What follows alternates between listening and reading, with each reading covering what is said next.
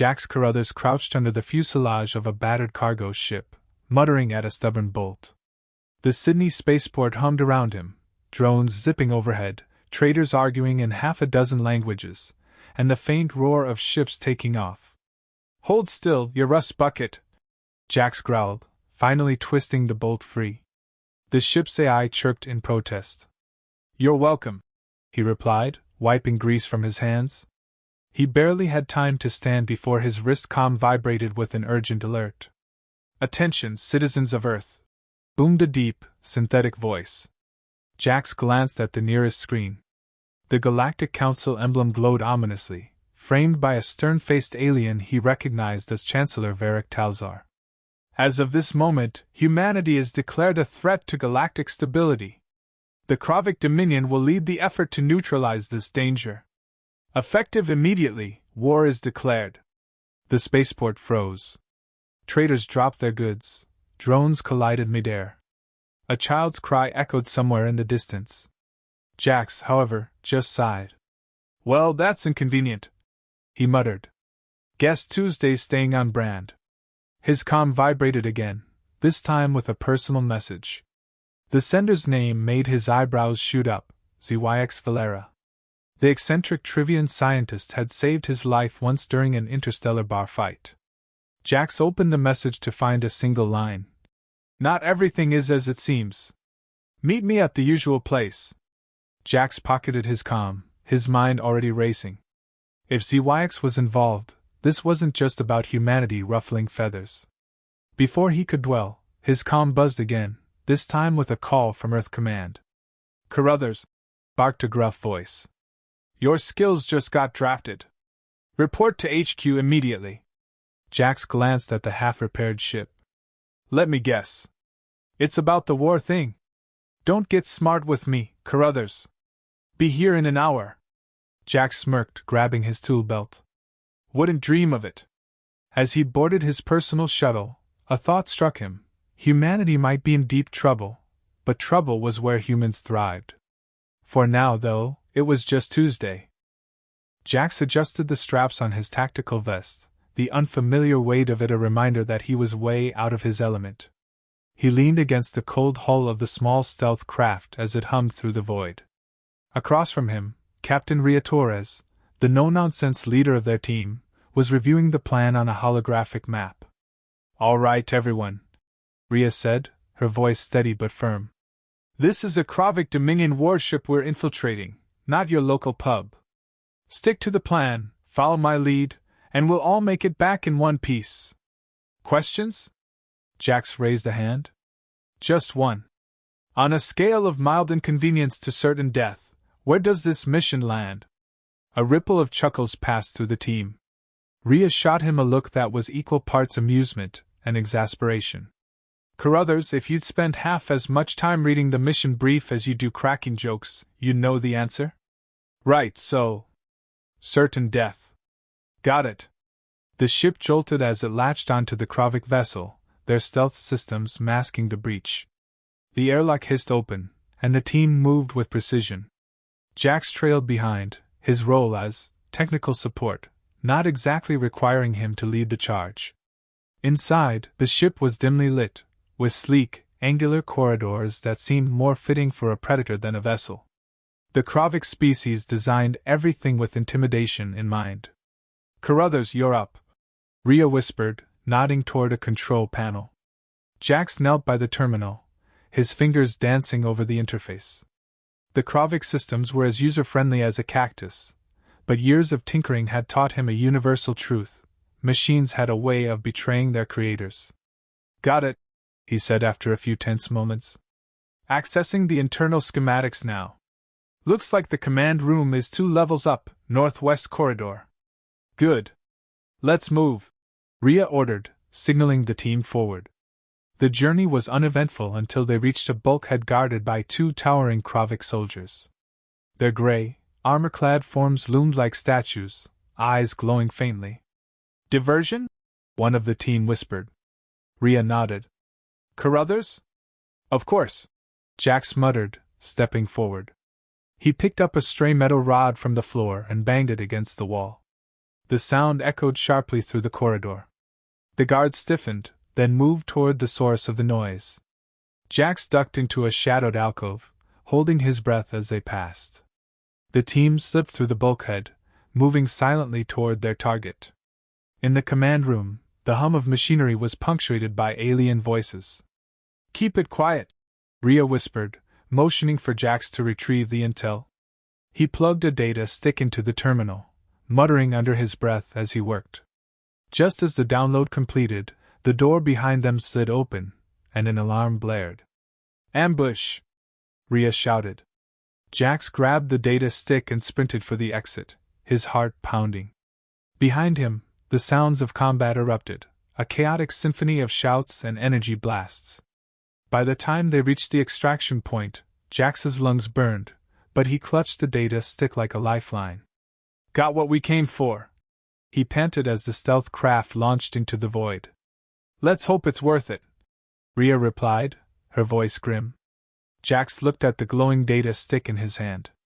"Oh, it will be. If we live long enough to use it."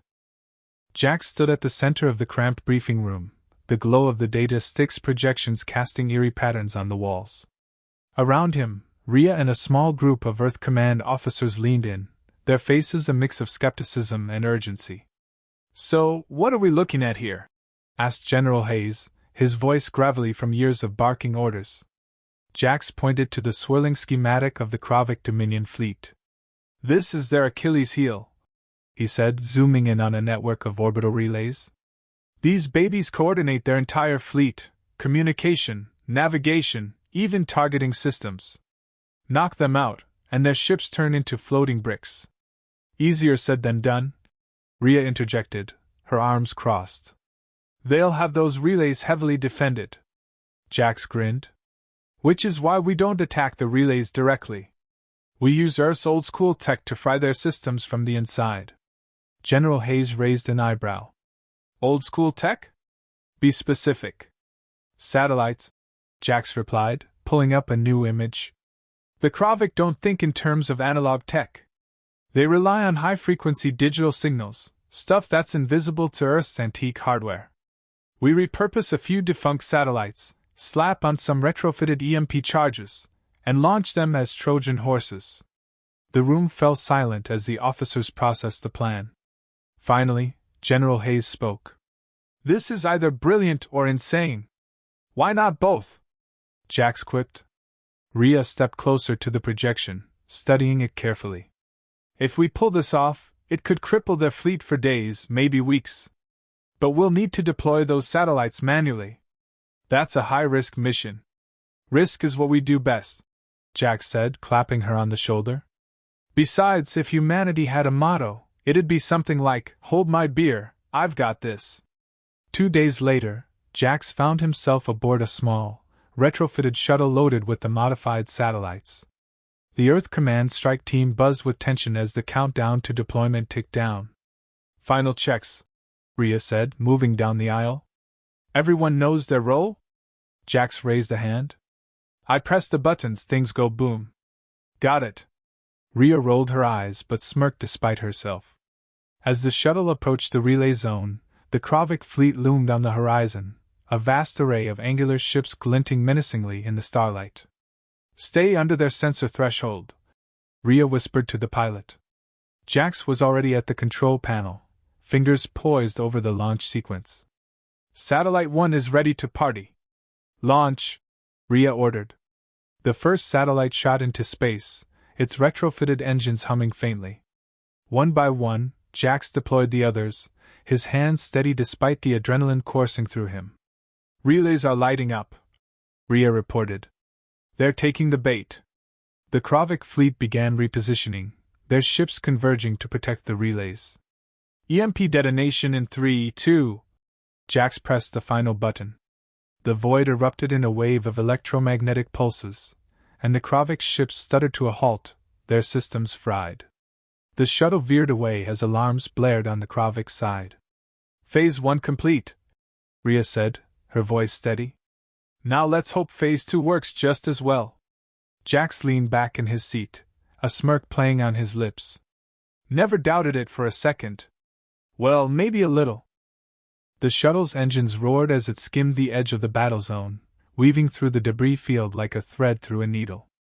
Jax gripped the console as the ship jolted violently, the remnants of a Kravik destroyer clipping their shields. Evasive maneuvers! Rhea shouted at the pilot. Evasive? This is as evasive as it gets! The pilot barked back, sweat beading on his brow. Jax leaned over the navigation terminal, scanning for their next waypoint. We're almost to the Kravik flagship. Once we're close, it's on us to finish this. This he referred to was the final phase of their plan, a direct strike on High Chancellor Varric Talzar's command ship, leveraging the chaos they'd created with the EMP strike. Without their relays, the Kravik fleet was scattered and disorganized, but Varric's flagship still posed a monumental threat. Rhea joined Jax at the console, her gaze sharp and focused. The flagship's defenses are still active. If we try a frontal assault, we're toast. Jax grinned, tapping a few keys. Good thing I never liked toast. We're not going in frontally, we're sneaking in the back door. Rhea raised an eyebrow. Explain. Jax brought up a schematic of the flagship. See this maintenance hatch? It's usually sealed, but the EMP fried their automated locks. We dock there, slip in undetected, and plant a little gift in their reactor core. You mean a bomb, Rhea said flatly. Call it a surprise, Jax replied with a wink. The shuttle dove toward the flagship's aft section, dodging sporadic Kravik fire. The maintenance hatch loomed ahead, a dark maw that seemed to swallow the light around it. We're in position, the pilot called out, sweat dripping down his temples. Jax grabbed his gear, his heart pounding as he followed Rhea and the team through the airlock.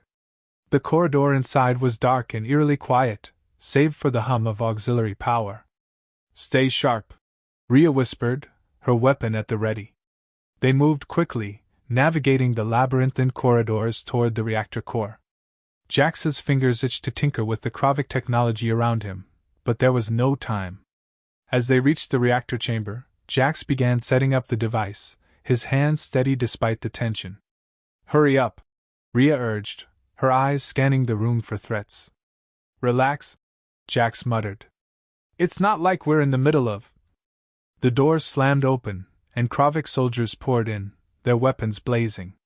Spoke too soon, Jax shouted, diving behind a console. Rhea and the others returned fire, their shots illuminating the chamber in bursts of light. Jax focused on the bomb, his fingers flying over the controls. Done! He yelled, slamming the activation button. We've got 2 minutes, move! The team retreated, their path obstructed by more Kravik reinforcements. Jax spotted a maintenance tunnel and shouted, This way! They barely made it to the shuttle before the reactor exploded, a brilliant light engulfing the flagship. As the shuttle sped away, Jax slumped into his seat, exhausted but exhilarated. Phase 2? Success, he said with a tired grin. Rhea smirked. You're impossible, Carruthers. Only on weekdays, he replied, staring out at the debris-strewn void. The shuttle floated in the silence of space, the aftershocks of the reactor explosion lighting up the void like a dying star. Jax stared at the display screen, the shattered remnants of the Kravik flagship slowly spinning into the darkness. A wave of relief and disbelief washed over him. They'd actually done it. Well, Jax said, breaking the silence, that's one less galactic overlord to worry about. Rhea turned from her seat, her face grim but victorious. Don't celebrate yet. The fleet's in disarray, but they're not out of the fight. This was just the opening salvo. The comms crackled to life, and General Hayes' voice filled the cabin. Good work, team. The Kravik are falling back, but they'll regroup soon enough. Carruthers, did you recover any intel from the flagship before the fireworks? Jax pulled a small data chip from his vest pocket, holding it up with a smirk. What kind of technician would I be if I didn't grab a souvenir? Get it to command ASAP, Hayes ordered. This could give us the edge we need to finish the war. As the shuttle changed course for the Earth Command base, Jax felt the weight of their victory settle on him. They'd won a critical battle, but the war was far from over. Back on Earth, The command center was a hive of activity. Officers darted between consoles, barking orders and relaying updates. Jax handed the data chip to a technician, who immediately began decrypting its contents. "Hope there's something juicy in there," Jax muttered. "There better be," Rhea replied, folding her arms as she watched the screen. The room fell silent as the decrypted data began to populate the display. Diagrams, troop movements, and communication logs scrolled past, but one file caught everyone's attention, a blueprint labeled Project Dominion. "What's that?" Rhea asked, leaning in closer. The technician opened the file, revealing the plans for a massive Kravik superweapon. Jax's stomach turned as he read the specs. The weapon had the potential to obliterate entire planets, a final card the Kravik were ready to play if their dominance was threatened. "Looks like they weren't just trying to conquer us," Jax said, his voice low. "They were planning to erase us." General Hayes arrived, his expression dark. "Can we neutralize it?" Jax studied the blueprint, his mind racing. "The weapon's powered by a unique energy source, something that creates a dimensional rift. If we overload it before they can deploy, we might be able to destroy it without triggering a chain reaction." "Might doesn't inspire confidence," Rhea said. Jax shrugged. "When has humanity ever survived on confidence? We survive on ingenuity, stubbornness, and sheer bloody-mindedness." Hayes nodded. "You've got your next mission. Prep your team." Jax turned to Rhea, a spark of determination in his eyes. "Ready for round 2? She smirked. "Always." As the team geared up for the next mission, Jax allowed himself a small smile. They weren't the strongest species in the galaxy, but they were the most unpredictable. And if there was one thing the Kravik hadn't accounted for, it was humanity's relentless will to fight back.